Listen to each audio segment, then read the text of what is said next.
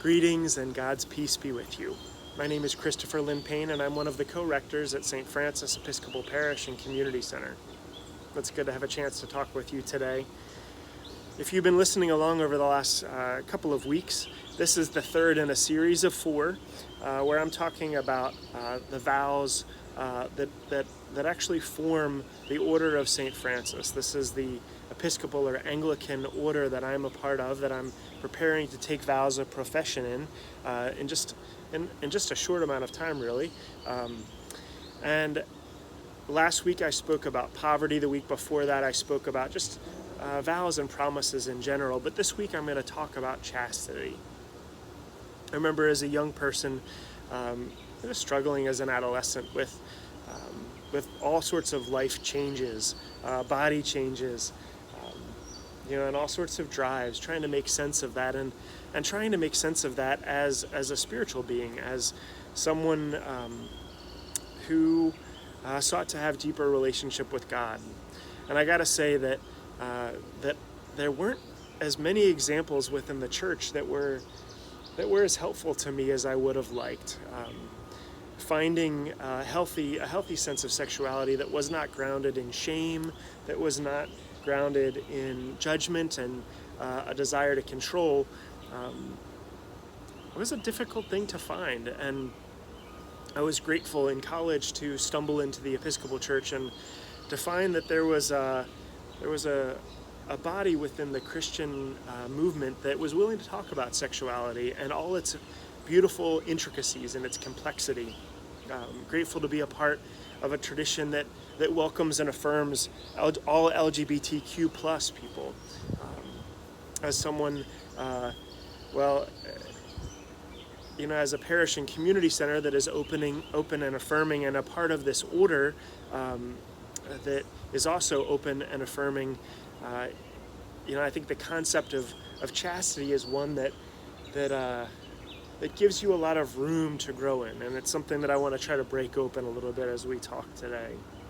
Chastity is often confused with celibacy. Celibacy actually is different. It means to choose to live a life where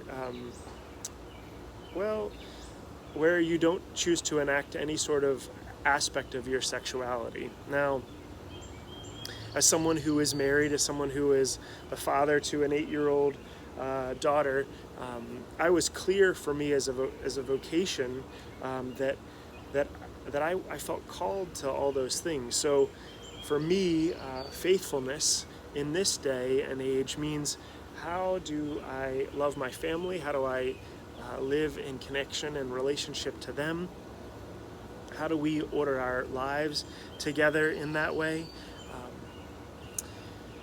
Not an easy task, for sure. It's challenging to live into the vows and commitments we make.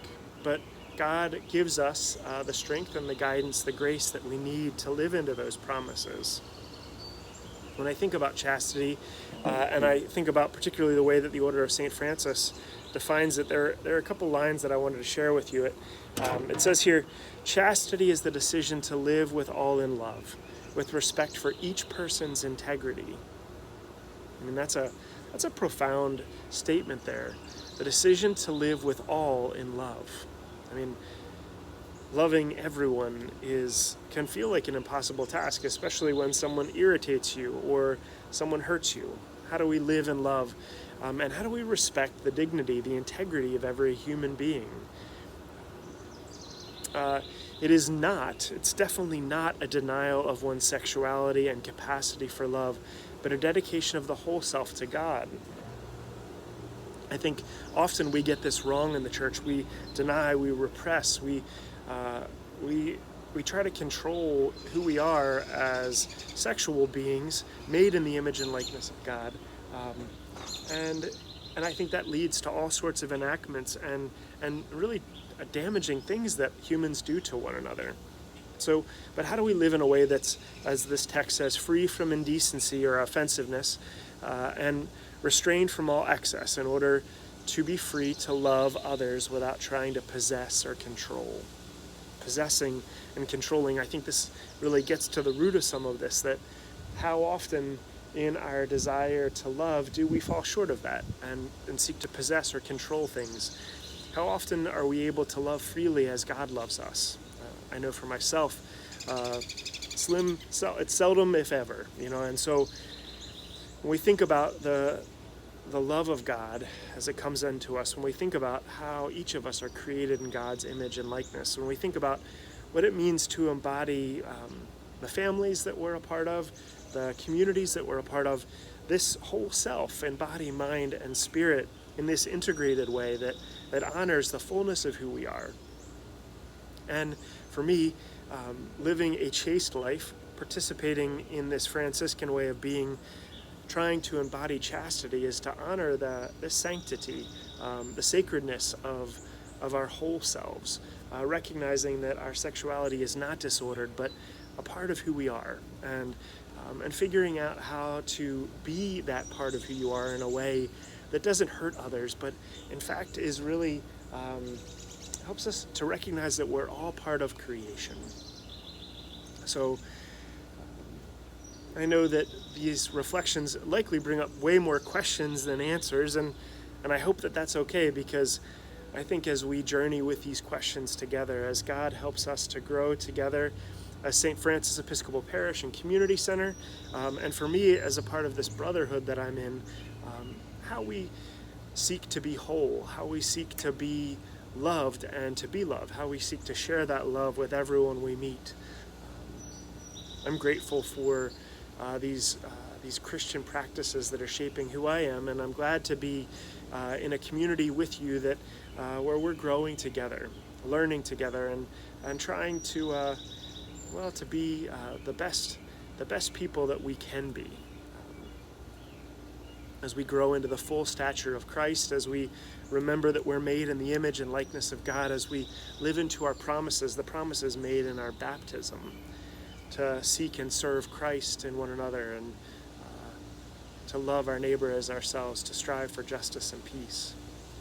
When we are willing to embrace the fullness of who we are, to recognize the complexity of our sexuality, to accept and love others as they are made in the image and likeness of God. The more we can be grounded in this love, the more we can allow God to make us more Christ-like, the more better able we are to be vehicles for God's justice, God's love, and God's humility. So, thanks for listening today, and thanks for being a part of this community. I pray for you, and I ask for your prayers for me as I continue to move toward these vows of profession. Until next time, Christ's peace be with you.